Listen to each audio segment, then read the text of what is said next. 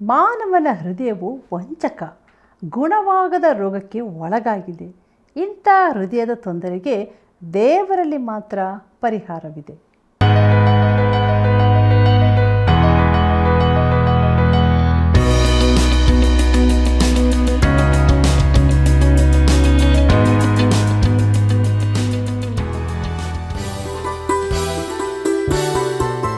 ನೀವು ಸಿದ್ಧವಾಗಿರಿ, ಇತರರಿಗೆ ತಿಳಿಸಿರಿ, ನಮ್ಮ ಯೇಸು ತಿರುಗಿ ಬರುವನು. ನೀವು ಸಿದ್ಧವಾಗಿರಿ, ಇತರರಿಗೆ ತಿಳಿಸಿರಿ, ನಮ್ಮ ಯೇಸು ತಿರುಗಿ ಬರುವನು. Hallelujah hallelujah hosanna, hallelujah hallelujah hosanna, hallelujah hallelujah hosanna. ಸಿದ್ಧವಾಗಿರಿ.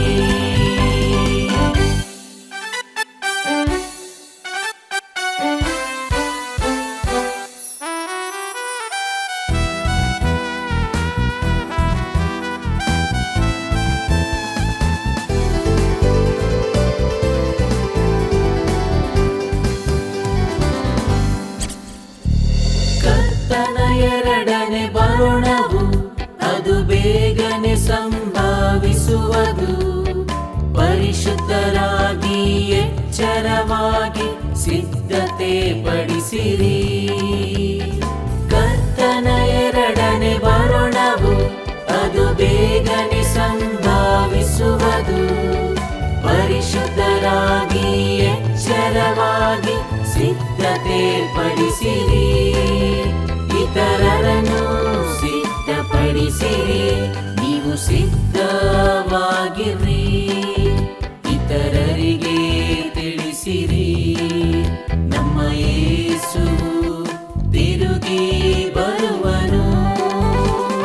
Hallelujah hallelujah hosanna, hallelujah hallelujah hosanna, hallelujah hallelujah hosanna. ಸಿದ್ಧವಾಗಿರಿ.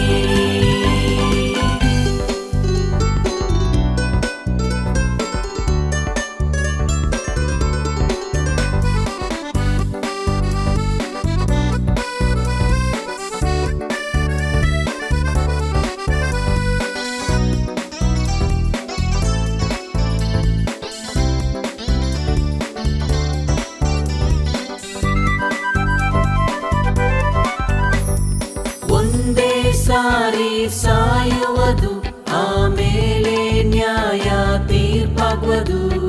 ಜಯ ಹೊಂದುವ ಪ್ರತಿ ಜಯಶಾಲಿಗೆ ಬಹುಮಾನವು ಸಿಗುವುದು. ಒಂದೇ ಸಾರಿ ಸಾಯುವುದು, ಆಮೇಲೆ ನ್ಯಾಯ ತೀರ್ಪಾಗುವುದು. ಜಯ ಹೊಂದುವ ಪ್ರತಿ ಜಯಶಾಲಿಗೆ ಬಹುಮಾನವು ಸಿಗುವುದು. ಜಯಮಾಲೆಯು ನಮಗೆ ಸಿಗುವುದು.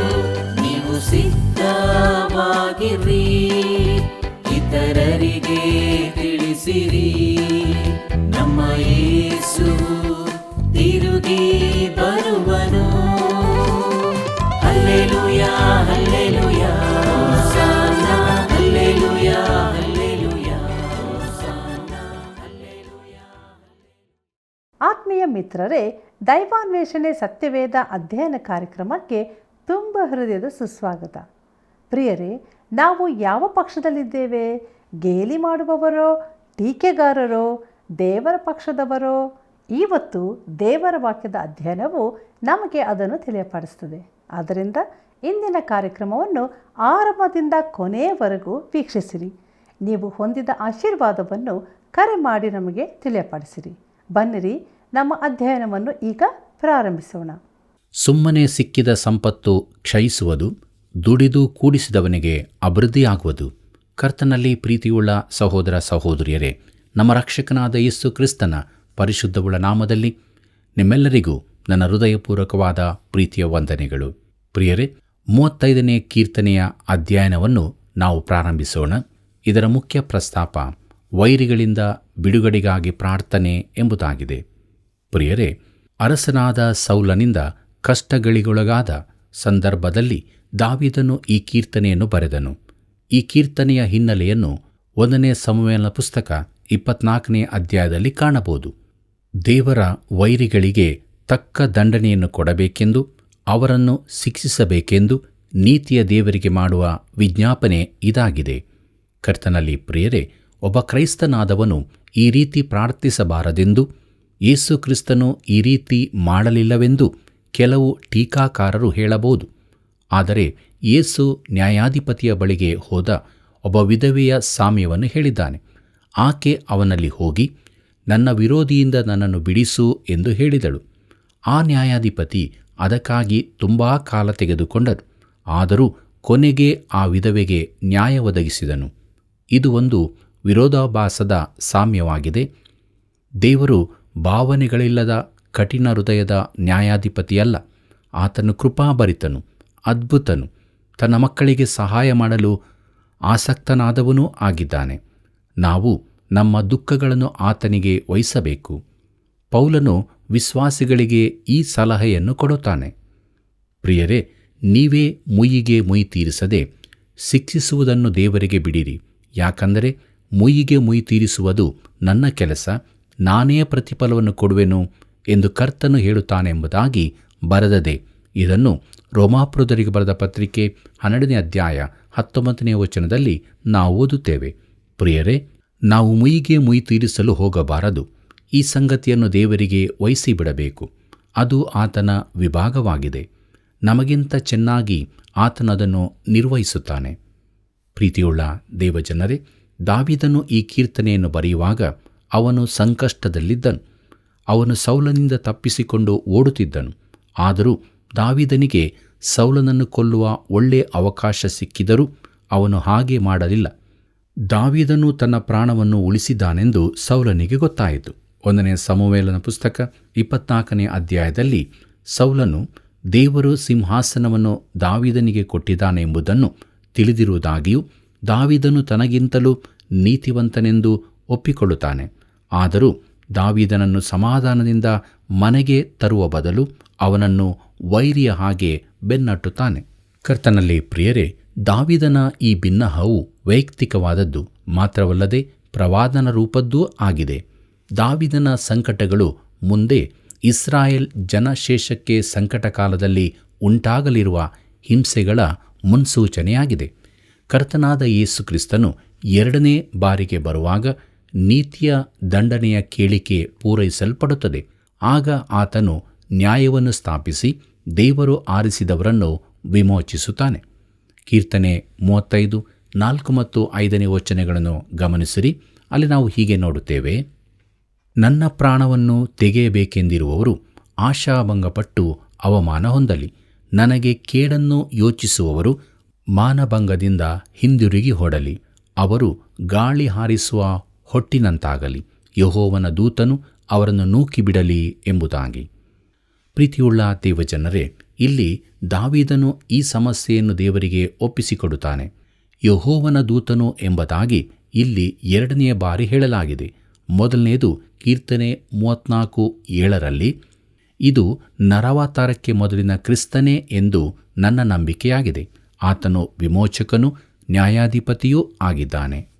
ಕೀರ್ತನೆ 35:6ರಿಂದ 8ನೇ ವಚನದವರೆಗೆ ಗಮನಿಸಿರಿ.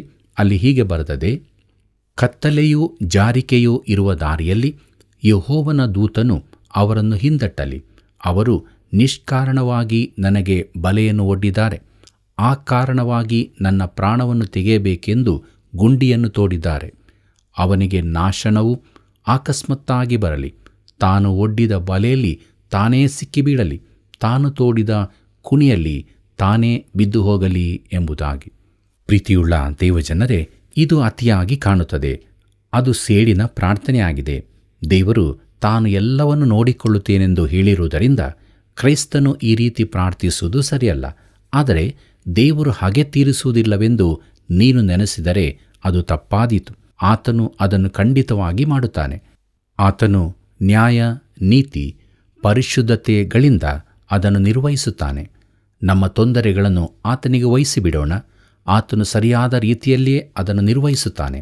ನಮ್ಮ ಆತ್ಮಕ್ಕೆ ಈ ವಿಶೇಷ ಕೀರ್ತನೆಯು ಆದರಣೆ, ಸಮಾಧಾನ ನೀಡುತ್ತದೆ. ಕೀರ್ತನೆ 35, 9 ಮತ್ತು 10ನೇ ವಚನವನ್ನು ಗಮನಿಸಿರಿ. ಅಲ್ಲಿ ನಾವು ಹೀಗೆ ನೋಡುತ್ತೇವೆ: ಆಗ ನನ್ನ ಮನಸ್ಸಿಗೆ ಯೆಹೋವನ ದೆಸೆಯಿಂದ ಹರ್ಷ ಉಂಟಾಗುವುದು. ಆತನಿಂದಾದ ರಕ್ಷಣೆಯ ನಿಮಿತ್ತ ಆನಂದಪಡುವೆನು. ಯೆಹೋವನೇ, ಕುಗ್ಗಿದವನನ್ನು ಬಲಾತ್ಕಾರಿಯಿಂದಲೂ ದಿಕ್ಕಿಲ್ಲದ ಬಡವನನ್ನು ಸೂರೆ ಮಾಡುವವನಿಂದಲೂ ತಪ್ಪಿಸಿ ರಕ್ಷಿಸುವಾತನೇ, ನಿನಗೆ ಸಮಾನರು ಯಾರಿದ್ದಾರೆಂದು ನನ್ನ ಎಲುಬುಗಳೆಲ್ಲ ಹೇಳುವವು ಎಂಬುದಾಗಿ. ಪ್ರೀತಿಯುಳ್ಳ ಸಹೋದರ ಸಹೋದರಿಯರೇ, ದಾವೀದನು ಈ ಸಂದರ್ಭದಲ್ಲಿ ಅತೀ ಬಡವನಾಗಿದ್ದನು. ಅವನು ಅಡಗಿಕೊಂಡಿರುವಾಗ ಸಾಲದಲ್ಲಿ ಸಿಕ್ಕಿಬಿದ್ದ ಕೆಲವರು ಅವನ ಬಳಿಗೆ ಬರುತ್ತಾರೆ. ಅವರಿಗೆ ಕಷ್ಟವೂ ಅಸಂತುಷ್ಟಿಯೂ ಆಗಿದ್ದವು. ಅವರು ಅವನ ಒಡನಾಡಿಗಳಾಗಿದ್ದರು. ಅವನ ಬಡತನದಲ್ಲಿ ಅವರೂ ಪಾಲುಗಾರರಾದರು. ಆದರೆ ದೇವರು ಅವನ ಸಂಗಡವಿದ್ದು ಬಡವರನ್ನು ಸೂರೆ ಮಾಡುವವರಿಂದ ಅವರನ್ನು ರಕ್ಷಿಸಿದನು. ಕೀರ್ತನೆ 35, 16ನೇ ವಚನ ಹೀಗೆ ಹೇಳುತ್ತದೆ: ದೋಸೆಗೋಸ್ಕರ ಗೇಲಿ ಮಾಡುವ ಮೂರ್ಖರ ಸಂಗಡ ನನ್ನ ಮೇಲೆ ಹಲ್ಲು ಕಡಿಯುತ್ತಾರೆ ಎಂಬುದಾಗಿ. ಪ್ರೀತಿಯುಳ್ಳ ದೇವಜನರೇ, ಗೇಲಿ ಮಾಡುವವರೆಂದರೆ ಔತಣಗಳಲ್ಲಿ ಜನರನ್ನು ರಂಜಿಸಲಿಕ್ಕಾಗಿ ನೇಮಿಸಲ್ಪಟ್ಟವರು.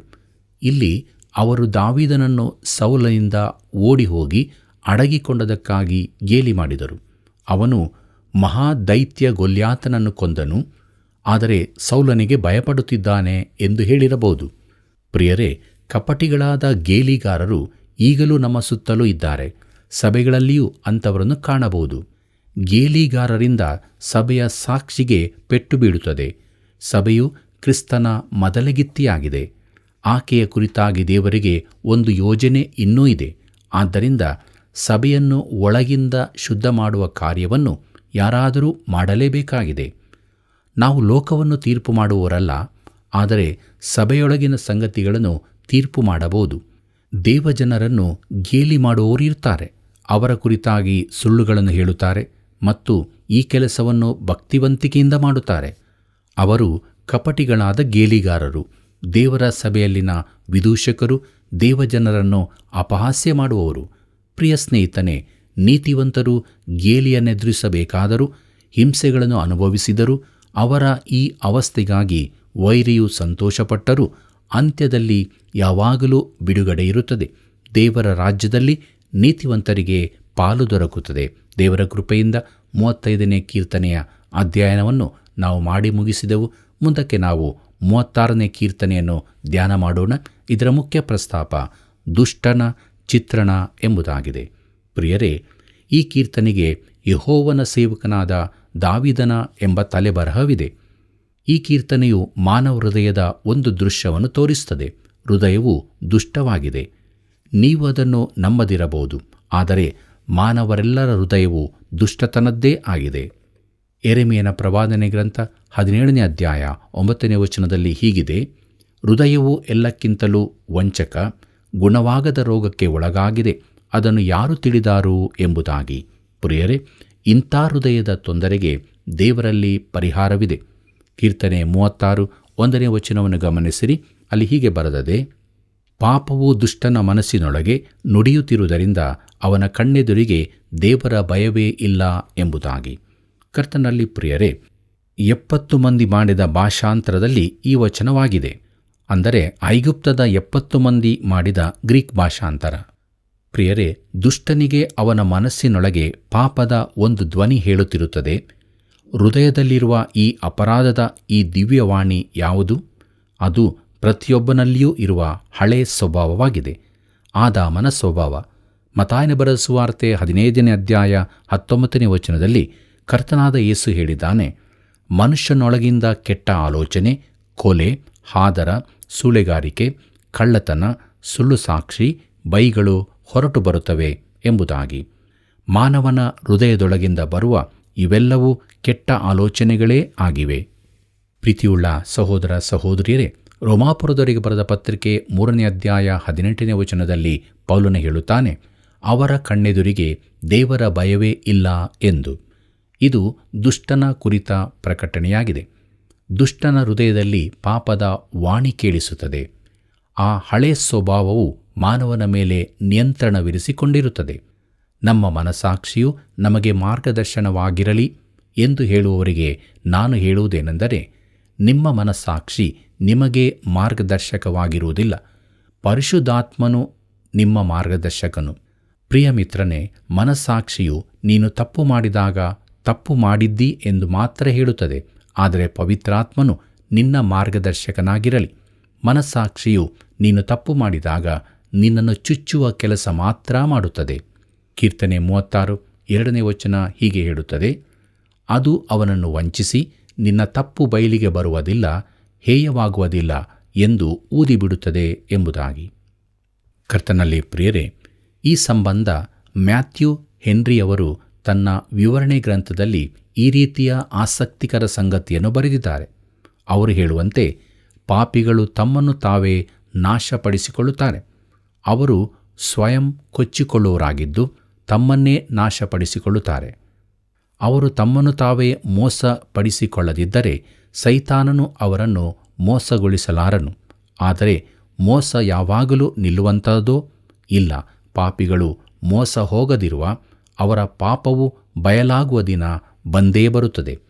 ನಿತ್ಯ ನಾಶನದಲ್ಲಿನ ವ್ಯಕ್ತಿ ನಿತ್ಯಕ್ಕೂ ಸಹಿಸಿಕೊಂಡಿರಬೇಕಾದ ಒಂದು ಸಂಗತಿ ಎಂದರೆ ಅವನನ್ನು ಹಾಗೆ ಮಾಡುವ ಹಳೆ ಸ್ವಭಾವವಾಗಿರುತ್ತದೆ. ಅದು ಅವನೊಳಗೇನೆ ಒಂದು ಚಿಕ್ಕ ನರಕವನ್ನು ಹುಟ್ಟಿಸುತ್ತದೆ. ಕೀರ್ತನೆ 36:3 ಗಮನಿಸಿರಿ. ಅಲ್ಲಿ ಹೀಗೆ ಬರೆದದೆ, ಅವನ ಬಾಯಿಯಿಂದ ಕೆಡುಕು ವಂಚನೆಯೂ ಬರುತ್ತವೆ, ವಿವೇಕ ಮಾರ್ಗವನ್ನೂ ಪರಹಿತವನ್ನು ಬಿಟ್ಟೇ ಬಿಟ್ಟಿದ್ದಾನೆ ಎಂಬುದಾಗಿ. ಪ್ರೀತಿಯುಳ್ಳ ಸಹೋದರ ಸಹೋದರಿಯರೇ, ಒಮ್ಮೆ ಒಬ್ಬ ನಿವೃತ್ತನಾದ ಒಳ್ಳೆಯ ವ್ಯಕ್ತಿಯೊಬ್ಬನನ್ನು ನಾನು ಸಂಧಿಸಿದೆ. ಅವರ ಬಾಯಿಂದ ಹೊರಬಂದದ್ದು ಪಾಪದ ಮಾತುಗಳೇ. ಪ್ರತಿಯೊಂದು ಮಾತಿನೊಂದಿಗೂ ದೂಷಣೆಯ ಮಾತುಗಳನ್ನಾಡುತ್ತಿದ್ದರು. ಅವನ ಬಾಯಿಯಿಂದ ಕೆಡುಕು ವಂಚನೆಯೂ ಬರುತ್ತದೆ ಎಂಬ ವಚನ ಅವರಲ್ಲಿ ಕಾರ್ಯ ಮಾಡುತ್ತಿತ್ತು. ಕೀರ್ತನೆ 36:4 ಗಮನಿಸಿರಿ. ಅಲ್ಲಿ ಹೀಗೆ ನೋಡುತ್ತೇವೆ, ಹಾಸಿಗೆಯ ಮೇಲೆ ಇರುವಾಗಲೂ ಕೆಡುಕನ್ನೇ ಯೋಚಿಸುತ್ತಿರುವನು, ಅಲ್ಲದ ದಾರಿಯಲ್ಲಿ ನಿಂತುಕೊಂಡಿದ್ದಾನೆ, ಎಂಥ ದುಷ್ಕೃತ್ಯಕ್ಕೂ ಹೇಸುವುದಿಲ್ಲ ಎಂಬುದಾಗಿ. ಕರ್ತನಲ್ಲಿ ಪ್ರಿಯರೇ, ಹಾಸಿಗೆಯಲ್ಲಿ ಮಲಗಿರುವಾಗ ಮರುದಿನ ತಾನು ಮಾಡಬೇಕಾದ ಕೆಟ್ಟದ್ದರ ಕುರಿತೇ ಯೋಚಿಸುತ್ತಿರುತ್ತಾನೆ. ಇದು ಭಯಾನಕವಾದದ್ದು. ದೇವರು ಎಂಥವನೆಂದು ನೋಡಿರಿ. ಕೀರ್ತನೆ 36:5-7 ಗಮನಿಸಿರಿ. ಅಲ್ಲಿ ಹೀಗೆ ಬರೆದದೆ, ಯೆಹೋವನೇ, ನಿನ್ನ ಪ್ರೀತಿಯು ಆಕಾಶದಷ್ಟೂ ಉನ್ನತವಾಗಿದೆ, ನಿನ್ನ ನಂಬಿಗಸ್ತಿಕೆಯು ಮೇಘಮಾರ್ಗವನ್ನು ಮುಟ್ಟುತ್ತದೆ.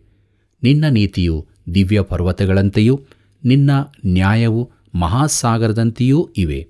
ಯೆಹೋವನೇ, ನೀನು ಮನುಷ್ಯರನ್ನೂ ಮೃಗಗಳನ್ನೂ ಸಂರಕ್ಷಿಸುತ್ತಿ. ದೇವರೇ, ನಿನ್ನ ಪ್ರೀತಿ ಎಷ್ಟೋ ಅಮೂಲ್ಯವಾದದ್ದು. ಮಾನವರು ನಿನ್ನ ರೆಕ್ಕೆಗಳ ಮರೆಯನ್ನು ಆಶ್ರಯಿಸಿಕೊಳ್ಳುತ್ತಾರೆ ಎಂಬುದಾಗಿ. ಪ್ರೀತಿಯುಳ್ಳ ದೇವಜನರೇ, ಈ ಮಾತುಗಳು ಎಷ್ಟೊಂದು ಅದ್ಭುತವಾದವುಗಳಾಗಿವೆ. ಇಂತಹ ದೇವರನ್ನು ಮಾನವನು ತಿರಸ್ಕರಿಸುತ್ತಾನೆ. ಇಂಥ ದೇವರಿಗೆ ಮಾನವನು ಭಯಪಡುವುದಿಲ್ಲ. ದುಷ್ಟರು ಈ ದೇವರನ್ನು ತಿಳಿದಿಲ್ಲ. ಆತನ ರೆಕ್ಕೆಗಳ ಅಡಿಯಲ್ಲಿರುವುದೆಂದರೆ ಏನೆಂದು ಅವರಿಗೆ ತಿಳಿದಿಲ್ಲ. ಅದು ನೀತಿವಂತರು ಆಶ್ರಯ ಸೇರುವ ಸ್ಥಳವಾಗಿದೆ. ಯೆಹೋವನ ರೆಕ್ಕೆಗಳ ಕುರಿತಾಗಿ ನಾನು ಮಾತನಾಡಲು ಇಚ್ಛಿಸುತ್ತೇನೆ. ವಿಮೋಚನೆಕಾಂಡ ಪುಸ್ತಕ 19:4 ದೇವರು ಇಸ್ರಾಯೇಲ್ಯರಿಗೆ ಹೇಳಿದ್ದು, ನಾನು ಐಗುಪ್ತರಿಗೆ ಏನು ಮಾಡಿದೆನೋ, ಹದ್ದು ತನ್ನ ಮರಿಗಳನ್ನು ರೆಕ್ಕೆಗಳ ಮೇಲೆ ಹೊತ್ತುಕೊಳ್ಳುವಂತೆ ನಾನು ನಿಮ್ಮನ್ನು ಹೊತ್ತುಕೊಂಡು ನನ್ನ ಸ್ಥಳಕ್ಕೆ ಹೇಗೆ ಸೇರಿಸಿದೆನೋ, ಇದನ್ನೆಲ್ಲ ನೀವು ನೋಡಿದ್ದೀರಷ್ಟೇ ಎಂಬುದಾಗಿ. ಪ್ರಿಯರೇ, ಆತನ ರೆಕ್ಕೆಗಳ ಅಡಿಯಲ್ಲಿ ರಕ್ಷಣೆ, ಭದ್ರತೆ, ವಿಶ್ರಾಂತಿ ಹಾಗೂ ದೇವರ ಪ್ರೀತಿಯ ಬೆಚ್ಚಗಿನ ಅನುಭವವಿರುತ್ತದೆ.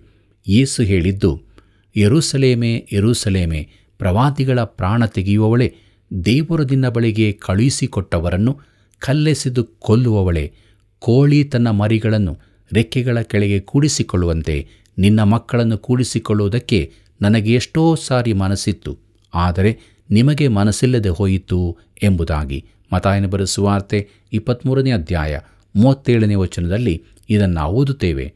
ಪ್ರಿಯರೇ, ಇಂತಹ ದೇವರನ್ನು ಈಗಲೂ ಅನೇಕರು ತಿರಸ್ಕರಿಸುತ್ತಾರೆ. ಕೀರ್ತನೆ 36:11-12 ಗಮನಿಸಿರಿ. ಅಲ್ಲಿ ಹೀಗೆ ಬರೆದದೆ, ಗರ್ವಿಷ್ಠರ ಕಾಲ ಕೆಳಗೆ ನನ್ನನ್ನು ಬೀಳಿಸಬೇಡ, ದುರ್ಜನರಿಂದ ನಾವು ದೇಶಭ್ರಷ್ಟರಾಗದಂತೆ ಮಾಡು. ಇಗೋ, ಕೆಡುಕರು ಕೆಡವಲ್ಪಟ್ಟು ಏಳಲಾರದೆ ಬಿದ್ದಿದ್ದಾರೆ ಎಂಬುದಾಗಿ. ಪ್ರೀತಿಯುಳ್ಳ ದೇವಜನರೇ, ದುಷ್ಟರ ಕಾಲ ಕೆಳಗೆ ತಾನು ಬೀಳದಂತೆ ದೇವರು ತನ್ನ ಕರುಣೆ ಕೃಪೆಗಳನ್ನು ತನಗೆ ದಯಪಾಲಿಸುತ್ತಾ ಇರಬೇಕೆಂದು ದಾವೀದನು ಪ್ರಾರ್ಥಿಸುತ್ತಾನೆ. ಈ ಪ್ರಾರ್ಥನೆಯನ್ನು ಪ್ರತಿಯೊಬ್ಬ ವಿಶ್ವಾಸಿಯೂ ಮಾಡಬೇಕಾಗಿದೆ. ನಾವು ಬಹು ದುಷ್ಟ ಲೋಕದಲ್ಲಿ ಜೀವಿಸುತ್ತಿದ್ದೇವೆ. ಯಾವಾಗಲೂ ನನ್ನ ಪ್ರಾರ್ಥನೆಯು ಹೀಗಿರುತ್ತಿತ್ತು: ದೇವರೇ, ನಾನು ದುಷ್ಟರ ಕೈಯಲ್ಲಿ ಬೀಳದಂತೆ ಕಾಪಾಡು ಎಂಬುದಾಗಿ. ನಿಮ್ಮ ಪ್ರಾರ್ಥನೆಯು ಇದೇ ಆಗಿರಲಿ. ಪ್ರೀತಿಯುಳ್ಳ ದೇವಜನರೇ, ಮುಂದಕ್ಕೆ ನಾವು 37ನೇ ಕೀರ್ತನೆಯನ್ನು ಅಧ್ಯಯನ ಮಾಡೋಣ. ಇದರ ಮುಖ್ಯ ಪ್ರಸ್ತಾಪ ಭವಿಷ್ಯದ ಆಶೀರ್ವಾದದ ವಾಗ್ದಾನ ಎಂಬುದಾಗಿದೆ. ಪ್ರೀತಿಯುಳ್ಳ ದೇವಜನರೇ, ಇದು ದಾವೀದನ ಕೀರ್ತನೆಯಾಗಿದೆ. ಇದು ದಾವೀದನ ಅನುಭವವಾಗಿದೆ. ಪ್ರಾಸಬದ್ಧವಾಗಿ ಬರೆಯಲ್ಪಟ್ಟ ಇದು ಇಸ್ರಾಯೇಲಿನ ಜನಶೇಷಕ್ಕೆ ಮುಂದಣ ಆಶೀರ್ವಾದದ ವಾಗ್ದಾನವಾಗಿದೆ. ಈ ಕೀರ್ತನೆಯ ಪ್ರತಿಯೊಂದು ವಚನವು ಇಬ್ರಿಯ ಅಕ್ಷರಮಾಲೆಯ ಅಕ್ಷರದೊಂದಿಗೆ ಪ್ರಾರಂಭವಾಗುತ್ತದೆ. ಈ ಕೀರ್ತನೆಯಲ್ಲಿ 40 ವಚನಗಳಿವೆ. ಅಂದರೆ 2 ವಚನಗಳು ಇಬ್ರಿಯ ಅಕ್ಷರಮಾಲೆಯ ಅಕ್ಷರದೊಂದಿಗೆ ಆರಂಭವಾಗುತ್ತದೆ. ನಮ್ಮ ಮಕ್ಕಳಿಗೆ ಅಕ್ಷರಮಾಲೆಯನ್ನು ಕಲಿಸುವಂತಿದೆ. ಅಂದರೆ ಈ ಕೀರ್ತನೆಯು ಎ ಅಂದರೆ ಆ್ಯಪಲ್, ಬಿ ಅಂದರೆ ಬೇಬಿ, ಸಿ ಅಂದರೆ ಕ್ಯಾಟ್ ಇತ್ಯಾದಿ. ಪ್ರಿಯರೇ, ಈ ಕೀರ್ತನೆಯನ್ನು ಅದೇ ಮಾದರಿಯಲ್ಲಿ ರಚಿಸಲಾಗಿದೆ. ಈ ಕೀರ್ತನೆಯನ್ನು ಕೆಲವರು ತಪ್ಪಾಗಿ ಅರ್ಥ ಮಾಡಿಕೊಂಡರೂ ಇದು ದೇವಜನರಿಗೆ ದೊಡ್ಡ ಆಶೀರ್ವಾದಕ್ಕೆ ಕಾರಣವಾಗಿದೆ. ಕೀರ್ತನೆ 37 ಮೊದಲಿನ 2 ವಚನಗಳನ್ನು ಗಮನಿಸಿರಿ. ಅಲ್ಲಿ ನಾವು ಹೀಗೆ ನೋಡುತ್ತೇವೆ: ಕೆಟ್ಟ ನಡತೆಯುಳ್ಳವರನ್ನು ನೋಡಿ ಊರಿಗೊಳ್ಳಬೇಡ, ದುರಾಚಾರಿಗಳಿಗೋಸ್ಕರ ಹೊಟ್ಟೆ ಕಿಚ್ಚು ಪಡಬೇಡ. ಅವರು ಹುಲ್ಲಿನಂತೆ ಬೇಗ ಒಣಗಿ ಹೋಗುವರು, ಸೊಪ್ಪಿನ ಪಲ್ಯದಂತೆ ಬಾಡಿ ಹೋಗುವರು ಎಂಬುದಾಗಿ. ಪ್ರೀತಿಯುಳ್ಳ ಸಹೋದರ ಸಹೋದರಿಯರೇ, ಕೆಟ್ಟವರ ಸಮೃದ್ಧಿಯು ದಾವೀದನಿಗೆ ಅರ್ಥವಾಗದ ಸಂಗತಿಯಾಗಿತ್ತು. ಈ ಪ್ರಸ್ತಾಪವು 73ನೇ ಕೀರ್ತನೆಯಲ್ಲಿ ಹೇಳಲಾಗಿದೆ. ಹಳೆ ಒಡಂಬಡಿಕೆಯಲ್ಲಿ ಇತರ ಕಡೆಗಳಲ್ಲಿ ಇದೆ. ದೇವರಿಲ್ಲದವರು ಯಾಕೆ ಅಭಿವೃದ್ಧಿ ಹೊಂದುತ್ತಾರೆ? ಹಳೆ ಒಡಂಬಡಿಕೆಯಲ್ಲಿ ದೇವರು ವಿಶ್ವಾಸಿಗಳಿಗೆ ಲೌಕಿಕ ಹಾಗೂ ಭೌತಿಕ ಸಮೃದ್ಧಿಯನ್ನು ವಾಗ್ದಾನ ಮಾಡಿದ್ದಾನೆ. ಈಗಿನ ವಿಶ್ವಾಸಿಗಳಿಗೆ ದೇವರು ಹೀಗೆ ವಾಗ್ದಾನ ಮಾಡಿಲ್ಲ. ನಮ್ಮ ನಿರೀಕ್ಷೆ ಪರಲೋಕದಲ್ಲಿದೆ, ಇಲ್ಲಿ ಅಲ್ಲ. ಆದರೆ ಇಸ್ರಾಯೇಲ್ಯರ ನಿರೀಕ್ಷೆಯು ಈ ಲೋಕದ್ದಾಗಿತ್ತು. ಆ ದಿನಗಳಲ್ಲಿ ಮನುಷ್ಯನು ದೇವರಿಲ್ಲದವರು ಅಭಿವೃದ್ಧಿ ಹೊಂದುವುದನ್ನು ನೋಡಿದನು. ಅಂಥವರ ಹೊಲಗಳಿಗೆ ಒಳ್ಳೆ ಮಳೆ ಬಂದು ಸಮೃದ್ಧವಾದ ಬೆಳೆಯಾಗುತ್ತಿತ್ತು. ಆದರೆ ಸಮೀಪದಲ್ಲೇ ಇದ್ದ ಬಡ ನೀತಿವಂತನು ಕಷ್ಟಪಡುತ್ತಿದ್ದನು. ಇದಕ್ಕೆ ಕಾರಣವನ್ನು ತಿಳುಕೊಳ್ಳುವುದು ಬಹು ಕಷ್ಟವಾಗಿತ್ತು. ಪ್ರೀತಿಯುಳ್ಳ ದೇವಜನರೇ, 73ನೇ ಕೀರ್ತನೆಯ ಆಸಾಫನಂತೆ ದಾವೀದನು ಒಂದು ತೀರ್ಮಾನಕ್ಕೆ ಬರುತ್ತಾನೆ. ಅದೇನೆಂದರೆ, ದುಷ್ಟರು ಒಂದು ದಿನ ಹುಲ್ಲಿನಂತೆ ಬಿದ್ದು ಹೋಗುತ್ತಾರೆ ಎಂದು. ಪ್ರಿಯ ಮಿತ್ರನೇ, ದೇವರಿಗೆ ಸಮಯ ಕೊಡು. ಆತನು ದುಷ್ಟರನ್ನು ನೋಡಿಕೊಳ್ಳುತ್ತಾನೆ. ಇಂಥ ದೇವರಿಲ್ಲದವರ ಅಂತ್ಯಾವಸ್ಥೆಯನ್ನು ನಾವು ನೋಡಬೇಕು. ನೀನು ಸುತ್ತಲೂ ನೋಡುವಾಗ ದುಷ್ಟರು ವೃದ್ಧಿಯಾಗುವುದನ್ನು ನಿನಗೆ ಸಹಿಸಲಾಗದಿದ್ದರೆ ಈ ಸಮಸ್ಯೆಯನ್ನು ಪರಿಹರಿಸಲು ನೀನು ಕೆಲವು ಸಂಗತಿಗಳನ್ನು ಮಾಡು. ಅದಾವದೆಂದರೆ, ಕೀರ್ತನೆ 37 3ನೇ ವಚನ ಹೀಗೆ ಹೇಳುತ್ತದೆ: ಯೆಹೋವನಲ್ಲಿ ಭರವಸವಿಟ್ಟು ಒಳ್ಳೆಯದನ್ನು ಮಾಡು, ದೇಶದಲ್ಲಿ ವಾಸವಾಗಿದ್ದು ನಂಬಿಕೆಯನ್ನು ಅನುಸರಿಸು ಎಂಬುದಾಗಿ. ಪ್ರಿಯರೇ, ಈ ಲೋಕದ ದೇವಜನರಿಗೆ ಇದೊಂದು ವಾಗ್ದಾನವಾಗಿದೆ. ಆತನು ಹೇಳುತ್ತಿದ್ದಾನೆ, ದುಷ್ಟರ ಕುರಿತಾಗಿ ತಲೆ ಕೆಡಿಸಿಕೊಳ್ಳಬೇಡ, ನೀನು ನನ್ನಲ್ಲಿ ಭರವಸೆ ಬಿಡು, ನಾನು ನಿನ್ನ ಚಿಂತೆ ಮಾಡುತ್ತೇನೆ ಎಂಬುದಾಗಿ. ಕೀರ್ತನೆ 34 4ನೇ ವಚನ ಹೀಗೆ ಹೇಳುತ್ತದೆ: ಆಗ ಯೆಹೋವನಲ್ಲಿ ಸಂತೋಷಿಸುವಿ ಮತ್ತು ಆತನು ನಿನ್ನ ಇಷ್ಟಾರ್ಥಗಳನ್ನು ನೆರವೇರಿಸುವನು ಎಂಬುದಾಗಿ. ಪ್ರೀತಿಯುಳ್ಳ ದೇವಜನರೇ, ಇದು ಇಸ್ರಾಯೇಲರಿಗೆ ಕೊಡಲ್ಪಟ್ಟ ವಾಗ್ದಾನ. ಆದರೆ ಈ ದಿನ ನಮಗೂ ಅನ್ವಯಿಸುವಂತಾದು. ದೇವರು ನಿನ್ನ ವ್ಯವಹಾರವನ್ನು ಆಶೀರ್ವದಿಸುತ್ತಾನೋ ನನಗೆ ತಿಳಿಯದು. ಆದರೆ ಆತನು ನಿನಗೆ ಈಗಾಗಲೇ ಆತ್ಮಿಕ ಆಶೀರ್ವಾದಗಳನ್ನು ಕೊಟ್ಟಿದ್ದಾನೆ. ಇನ್ನೂ ನಿನಗೆ ಇಡಿಸಲಾಗದಷ್ಟು ಆತ್ಮಿಕ ಆಶೀರ್ವಾದಗಳನ್ನು ಕೊಡುತ್ತಾನೆ. ಆಗ ನಾವೇನು ಮಾಡಬೇಕೆಂಬುದನ್ನು ನೋಡು. ನಾವು ಕರ್ತನಲ್ಲಿ ಸಂತೋಷಪಡಬೇಕು. ಇನ್ನೂ ಒಂದು ಸಂಗತಿಯನ್ನು ನಾವು ಮಾಡಬೇಕಾಗಿದೆ. ಅದೇನೆಂದರೆ, ಕೀರ್ತನೆ 37 5ನೇ ವಚನ ಹೀಗೆ ಹೇಳುತ್ತದೆ: ನಿನ್ನ ಭೂಯಾತ್ರೆಯ ಚಿಂತೆಯನ್ನು ಯೆಹೋವನಿಗೆ ವಹಿಸಿಬಿಟ್ಟು ಭರವಸದಿಂದಿರು, ಆತನೇ ಅದನ್ನು ಸಾಗಿಸುವನು ಎಂಬುದಾಗಿ. ನಿನ್ನ ಮಾರ್ಗವನ್ನು ಕರ್ತನಿಗೆ ಒಪ್ಪಿಸು ಎಂಬುದಾಗಿ ನೋಡುವಾಗ ಅನೇಕರು ದೇವರಲ್ಲಿ ತಪ್ಪು ಹುಡುಕಿ ಆತನನ್ನು ಟೀಕಿಸುತ್ತಾರೆ. ಆದರೆ ಅವರು ತಮ್ಮ ಮಾರ್ಗವನ್ನು ಕರ್ತನಿಗೆ ಒಪ್ಪಿಸಲಿಲ್ಲ. ಭರವಸದಿಂದಿರು, ಆತನೇ ಅದನ್ನು ಸಾಗಿಸುವನು ಎಂಬುದಾಗಿ ನೋಡುವಾಗ ದೇವರಿಗೆ ಅವಕಾಶ ಕೊಡು. ಆತನು ನಿನ್ನ ಜೀವಿತದಲ್ಲಿ ಕಾರ್ಯ ಮಾಡುತ್ತಾನೆ. ಪ್ರಿಯ ಸ್ನೇಹಿತನೇ, ದೇವರು ಒಳ್ಳೆಯವನು. ವಿಗ್ರಹಾರಾಧಕರು ದೇವರು ಭಯಂಕರನಾದವನೆಂದು ತಿಳಿದುಕೊಂಡಿದ್ದಾರೆ. ಅವರ ವಿಗ್ರಹಗಳು ಭಯಂಕರವಾಗಿ ಕಾಣುತ್ತವೆ. ಅನೇಕ ಕ್ರೈಸ್ತರು ದೇವರನ್ನು ಹೀಗೆಯೇ ಭಾವಿಸಿಕೊಳ್ಳುತ್ತಾರೆ. ಆತನು ನಿನ್ನ ಮೇಲೆ ಯಾವಾಗಲೂ ಬೀಳಬಹುದಾದ ಖಳನಾಯಕನೆಂದುಕೊಳ್ಳುತ್ತಾರೆ. ಆದರೆ ಆತನು ಹಾಗಿಲ್ಲ. ಆತನು ನಿನ್ನ ಸ್ನೇಹಿತನಾಗಿದ್ದಾನೆ, ನಿನ್ನನ್ನು ಪ್ರೀತಿಸುತ್ತಾನೆ, ನಿನ್ನನ್ನು ರಕ್ಷಿಸಲು ಬಯಸುತ್ತಾನೆ. ಆದರೆ ನೀನು ನಿನ್ನ ಮಾರ್ಗವನ್ನು ಆತನಿಗೆ ಒಪ್ಪಿಸಬೇಕು. ಪ್ರೀತಿಯುಳ್ಳ ದೇವಜನರೇ, ನಾವು ಹೇಗಿದ್ದೇವೆ? ನಮ್ಮ ಮಾರ್ಗವನ್ನು ದೇವರಿಗೆ ಒಪ್ಪಿಸಿಕೊಟ್ಟಿದ್ದೇವೆಯೋ ಅಥವಾ ನಮ್ಮಷ್ಟಕ್ಕೆ ನಾವು ಜೀವಿಸುತ್ತಾ ಇದ್ದೇವೆಯೋ? ಈ ಕೃಪಾ ಸಮಯದಲ್ಲಿ ನಮ್ಮ ಜೀವಿತವನ್ನು ದೇವರ ಹಸ್ತಕ್ಕೆ ಒಪ್ಪಿಸಿಕೊಡೋಣ.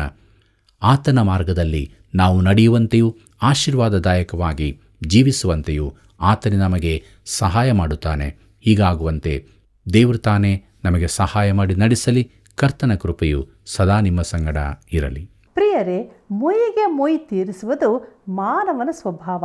ಆದರೆ ದೇವರು ಅದನ್ನು ನಾನು ಮಾಡುತ್ತೇನೆ ಎಂದು ಹೇಳ್ತಾನೆ. ಯಾಕೆಂದರೆ ಆತನು ನೀತಿಯ ದೇವರು. ನಮ್ಮ ಸಮಸ್ಯೆಯನ್ನು, ಕೆಟ್ಟದಾದ ಹೃದಯವನ್ನು ದೇವರಿಗೆ ಒಪ್ಪಿಸುವುದಾದರೆ ಆತನು ನಮಗೆ ನೂತನ ಹೃದಯವನ್ನು ಅನುಗ್ರಹಿಸಿ ಬಿಡುಗಡೆಯ ಜೀವಿತದಲ್ಲಿ ನಡೆಸುತ್ತಾನೆ.